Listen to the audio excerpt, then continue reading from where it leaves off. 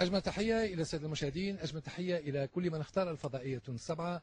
حلقة جديدة واختراع جديد. تتابعون في هذه الحلقة تجديد علمي بإمضاء شاب تونسي، ويتمثل هذا الاختراع في برمجية خاصة بالرياضيين وتحديد قدراتهم البدنية، علما وأن صاحب هذا الاختراع متحصل على براءة الاختراع من المعهد الوطني للمواصفات والملكية الصناعية. من هو المخترع وما هي مميزات هذا التجديد العلمي؟ كما تتابعون في هذه الحلقة أيضا الفقرة المخصصة لعباقرة العلوم، والتي سنخصصها إلى العالم العبقري غريغور مندل، وهو الأب الروحي للاكتشافات الجينية. متابعة طيبة.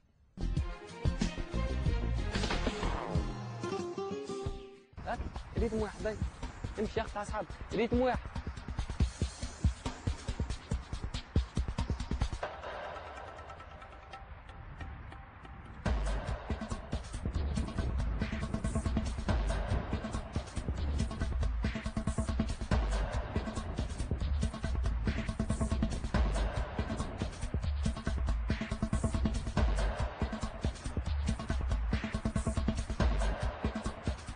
داير مختاري، العمر 28 سنة، خريج المعهد الأعلى للرياضة والتربية البدنية بكيف، متحصل على الأستاذية في التدريب الرياضي اختصاص كرة القدم.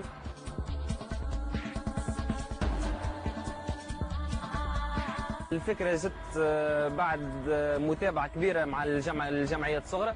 وقت اللي تشوف معناها جمعية كيف الترجي ولا الافريقي ولا نادي صفاقسي، معناها جمعيات كبيرة تنجم تتحصل على الآلة البيبر هذه معناها اللي خدمتها، وتنجم تتحصل على اللوجيسيال معناها البرمجيات. كي جيت نشوف معناها في الجمعيات الصغيرة معناها ظروف ما تسمحش لها من تجيبها، خاصة وانا كي نجيبوها من برا معناها مش تتكلف معناها من ناحية المادة، مش تبقى برشا وقت، معناها يلزم يكون موجود من انسان على وجه المكان معناها مش ينجم يبعث البرودوي هذا من برا، المادة هذه ينجم يبعثها من برا. كي معناها من غاديك بدات الفكرة نتاعي، جيت فما آلة البيبر الموجودة اللي تخدم كل ما هي اختبارات بدنية للاعبين، حبيت نطور فيها.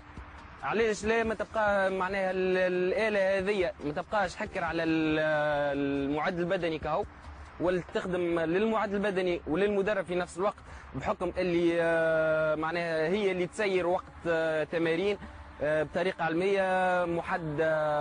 آلة البيبر تحدد توقيت العمل، وقت العمل ووقت الراحة بطريقة علمية. البرمجية اللي ترافقها تحدد تمارين، تحدد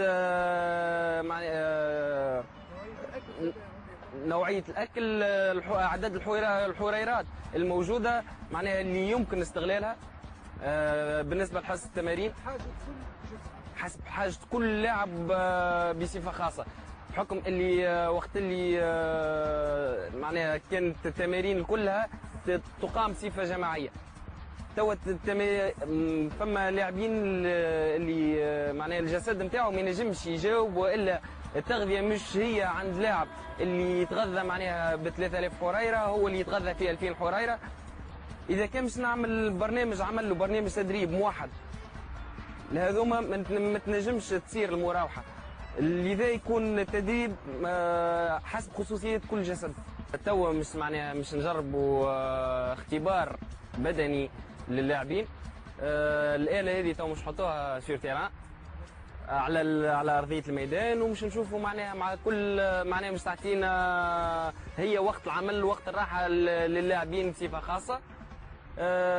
مش نفسر للأولاد معناها بالنسبة للخدمة مش نعملوا اختبار بدني، شكونوا الناس الكل معناها صف واحد. وقت اللي مش نسمعوا معناها الصافرة من هنا مش تخرج معناها مش نخرجوا كورس ريتم واحد، فهمنا؟ هاي اجبد هنا شوي، اجبد شوي، زيد اجبد شوي على اصحابك، خلي السباس على اصحابك.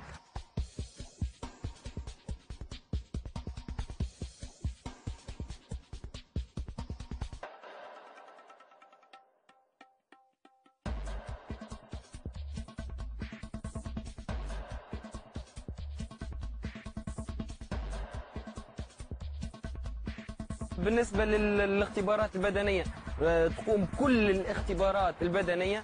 بعد ما نحطوا نتيجة الاختبار هي تقوم بتحليل الأرقام والأعداد اللي خرجنا بها من الاختبار البدني، وتم إعادة صياغتها في برنامج تدريب. بالتالي المدرب ما يلقاش صعوبة في إيجاد برنامج عمل. المدة تتراوح من يوم إلى 4 سنين، 4 سنوات متتالية. البرمجية اللي كانت موجودة كانت جزء معناها تحدد فقط كل ما يخص اللاعب، معناها الفيش بيداغوجيك، معناها الفيش الجذاذة الفنية لكل لاعب. كي جيت معناها في البرمجية نتاعي قسمتها ل3 عناصر. العنصر الأول إداري، بالتالي معناها تخص كل ما هو إدارة، تخدم معناها تعريف باللاعبين، تعريف بالمدرب، بالمعد البدني، بالامكانيات البدنيه لكل لاعب وحده. بعد خذينا الجزء الثاني اللي يخص المدربين والمعد البدني. كانت الخدمه نتاعها معناها المحتوى كل ما هو تمارين، كل ما هي برمجيات عمل، تتراوح من يوم ل4 سنوات على مستوى تونس. معناها هذه اول تجربه. على مستوى عالمي توا معناها خذيت فيها مراتب متقدمه مع منافسه اجنبيه معناها كبيره برشا، وناس تعرف معناها المدارس الفرنسيه الالمانيه الايطاليه. التجربه نتاعي هذه كانت هي التجربه الاولى، واذا كان صار تطوير نتاعها بين العام اللي فات والعام هذا ما زلت مش نطور فيها وما زلت مش نزيد فيها برشا حاجات.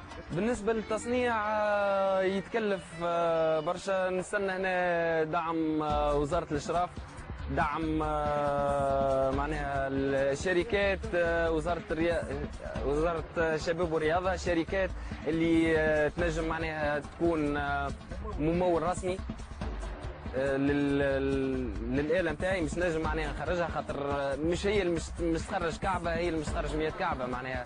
وهنا في تونس معناها تو ينجموا يشوفوا حتى على الانترنت معناها الصدى نتاعها الموجود على مستوى عالمي، الطلبات الموجودة عليها معناها كلها خاصة برجالات الميدان، من معناها المدربين، المعدين البدنيين، الإداريين في القطاع الرياضي، واللي يقوموا بكل ما هو معناها التسيير الرياضي والبدني.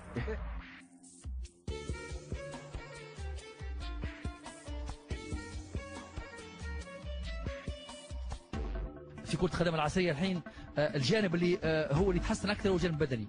المستوى الفني والتكتيكي ما ثماش تغييرات كبيره برشا، لكن الجانب البدني والتحضير البدني والحموله هي اللي تغيرت في كره القدم. ولهذا نتصور انه الاستفاده كبيره برشا من اللوجيسيال اللي انشئه سي بيرم باش يفيدنا في الاختبارات البدنيه، يفيدنا في التمارين، وباش يعطينا امور واضحه على مستوى تفريد التمارين لكل لاعب. امور علميه معناها ولي الخدمه انديفيدواليزي، معناها كل لاعب وشنو هي المقتضيات نتاعو وشنو هي الامكانيات نتاعو. بلا شك انه احنا باش نبدا نتعامل مع بيرم، لانه بيرم عمل تجربه السنه الماضيه، والسنه هذه لما طور البرمجيه نتاعو هذه حكينا على اساس انه باش نحاول نخدم مع بعضنا ونحاول نستفاد بالخبرات هذه. قبل كنت عندنا امكانيتين، ثم امكانيه باش نعملوا الاختبارات البدنيه نتاعنا على مستوى الفئات العمريه، وكان موجودين معنا معدين بدنيين لكل فئه عمريه. احنا نتكلموا قبل 15 سنه هي ما قبل التكوين، بعد 15 التكوين وما بعد التكوين. انا في كل فئه عمريه ثم معدين بدنيين هم لاهين بالامور هذه. تبقى بالبرمجيه هذه نتاع سي بيرم اكيد انه باش تكون الامور اكثر دقه، تكون اكثر نجاعه، وباش نستفادوا بها برشا.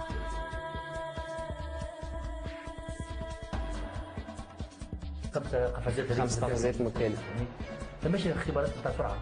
فما اختبارات سرعه اللي هي على مسافه 10 20 و 30 متر. تستعمل الخلايا هذيك الالكترو تاع السماعه، الخلايا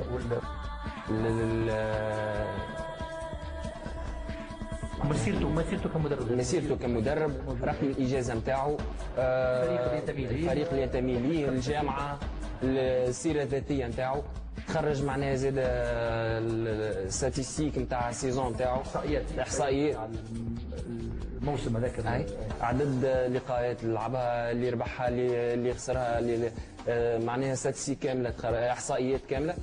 هذا فيما يخص اللاعبين، هذا جثث اللاعبين. معناها عندنا امكانيه اضافه معناها صوره تحديد كل المعطيات اللي تخص اللاعب، معناها المعطيات المورفولوجيه، الوزن نتاعو، القامه نتاعو، نسبه معناها شحم ماس كوربوريل، نوعيه اللعب، الساق اللي يلعب بها، نقطه الضعف، نقطه القوه عند كل لاعب، مستواه التكتيكي.